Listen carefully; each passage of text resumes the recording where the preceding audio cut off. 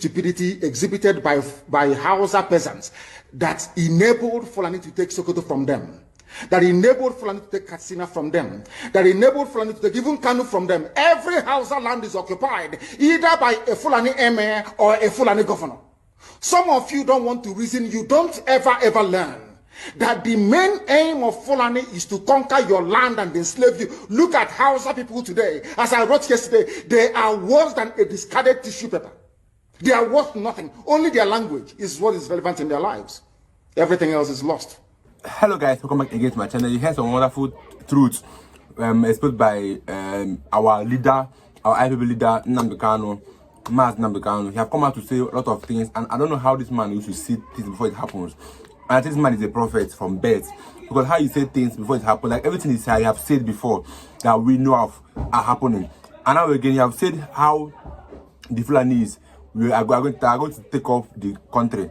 That are plans, like he exposed every single thing about the Fulanis and their plans to take over Nigeria. But I think I want you guys to watch that video, and if you're new to my channel, you can subscribe. I will see you guys in my next video. Let's watch this video, guys. All of you are repeating the exact same mistakes that the Hausas made. That is why they are in trouble. And that is why they can never ever come out of it. They are all suffering from what I would, an advanced version of the Stockholm Syndrome. Can you imagine that these people came into their land and took it over and they cannot do anything about it? Hausa is gone. It took Fulani very many years before they came out of their shell to say we are Fulani. Remember before, many years ago, they said we are Hausa Fulani. We are Hausa Fulani.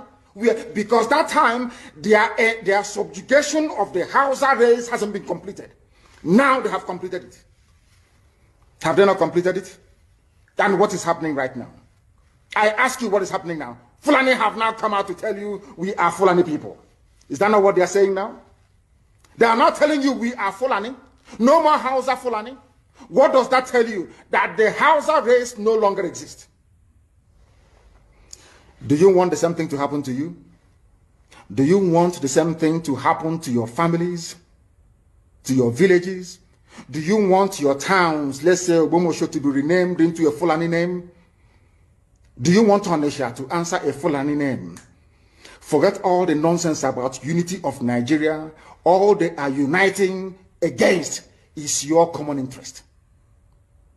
Unless you prefer epileptic power supply, unless you prepare to live your whole life without running water, unless you want to live in abject poverty and deprivation, your only alternative is a revolution.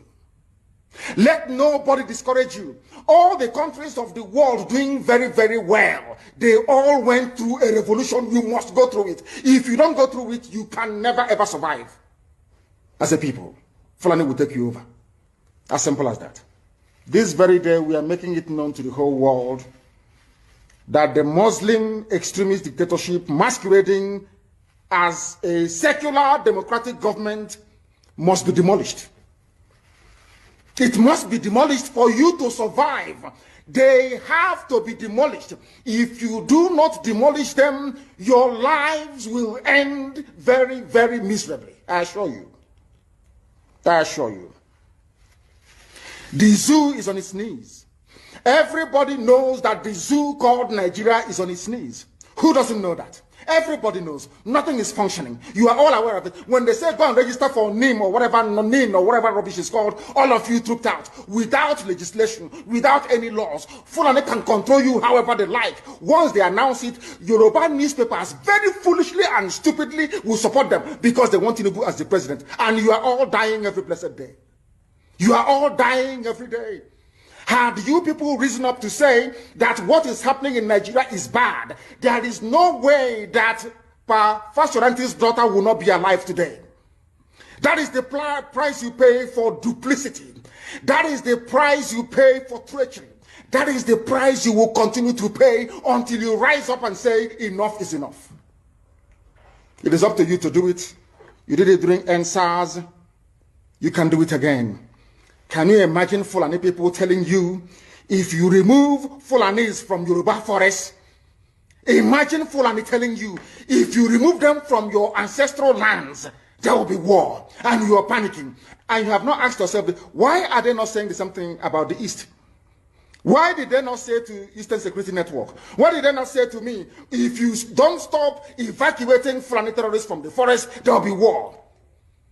Because they know, they understand psychologically that you don't have what it takes to resist them.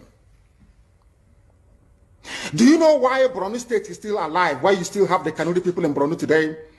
Was because they resisted the Fulani centuries ago. You have to go back to history to understand how Nigeria came into existence. Fulani has been expanding from day one, from Senegambia. All the way from Senegambia, they've been expanding, and now they are in Okigwe. All the way from Senegambia. They are now in Okigwe.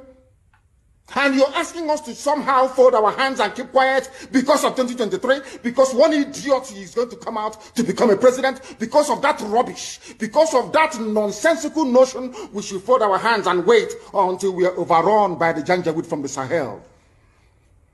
Is that how reasonable people think? Is that how people that wish to survive as a race, is that how they reason?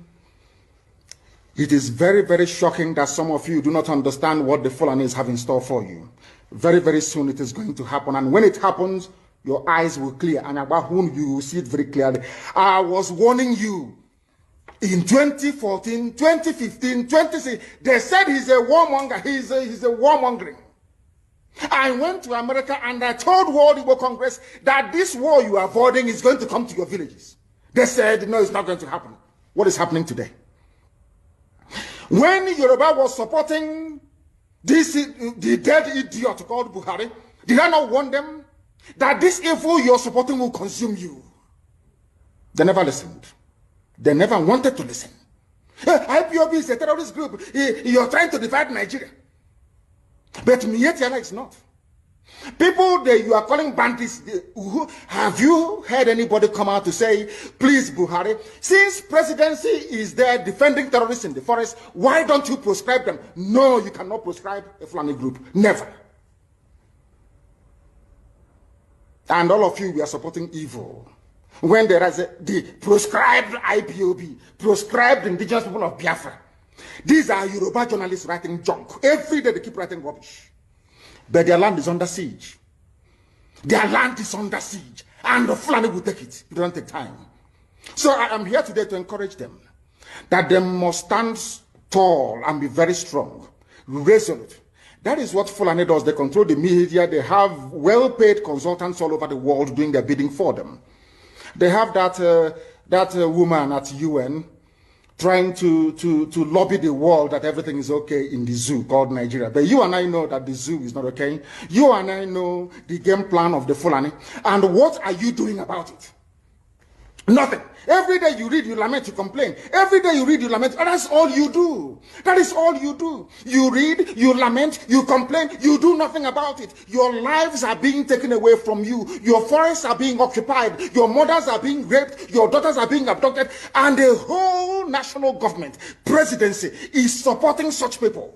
And you're telling me that Nigeria is viably sustainable. Is that what you're telling me? That somehow this contraption is sustainable, it is viable. It can never be. Because the more you stay in one Nigeria, the more you are inviting the Fulanis to take over your ancestral lands, take over your villages, and to make life a misery for you. That is the end game. That is the outcome. If you doubt me, go and do a bit of research. Ask yourself, who are the Hausa people? Who are the Nupe people? Who are the Bachama people? All of these people were steamrolled by the Fulani march to the Atlantic Ocean. And now they're in Yoruba land. They're in their forests. They are in their forests. And who is going to drive them away from there? If not the Yoruba youths. Forget about your useless governors. Your elders are very strong. I love Yoruba elders. The way they behave, the way they talk. Very, very strong. They said they support Akeredolu. This is the governor of Ondo State. They support him in what he's doing. People must come out to say that enough is enough. When you travel to the north, do you live in the forest in the north? The Igbo people in Sabongeri in Kanu. Are they living of course it's Hausa land, are they living in the forest? They came to the town, they work very hard, they build houses, they build mansions, they develop the entire place. Is that not what they do? What are Fulani people doing in our forests? Nobody can answer that question. They say that they're pastoralists. Stupidity exhibited by Hausa peasants that enabled Fulani to take Sokoto from them, that enabled Fulani to take Katsina from them, that enabled Fulani to take even Kanu from them. Every Hausa land is occupied either by a Fulani emir or a Fulani governor. Some of you don't want to reason. You don't ever learn that the main aim of Fulani is to conquer your land and enslave you. Look at Hausa people today. As I wrote yesterday, they are worse than a discarded tissue paper. They are worth nothing. Only their language is what is relevant in their lives. Everything else is lost. All of you are repeating the exact same mistakes that the Hausas made. That is why they are in trouble. And that is why they can never ever come out of it. I don't know how, I keep on saying how Nnamdi Kanu sees the future, because everything I've said is what is happening in our country. Nnamdi Kanu has been out for over 7 years now. But the things he says before he was arrested by the government, they keep on coming to pass. And I keep on asking how? Who is this man called Nnamdi Kanu? And I think that's the reason why the government should be aware that they cannot defeat Nnamdi Kanu. They can never defeat Nnamdi Kanu. And now again, the lobbies of Nnamdi Kanu has been appointed as the new chief of staff to Donald Trump. Donald Trump has to appoint him that she's very vibrant, she's very transparent, and a lot of things, because she has been known to be a person that is working for the freedom of people. So that's why she was appointed as the chief of staff for US, and that is a bonus to Nigerians and Biafrans. No, like that is a bonus to Biafra, not a minus to Nigeria, because the government will not like that news, because the woman and Donald Trump will now be working together to make sure that Biafra comes to IPOP, to the Biafra land. And this is the minus to the government, and I don't think they will like this video.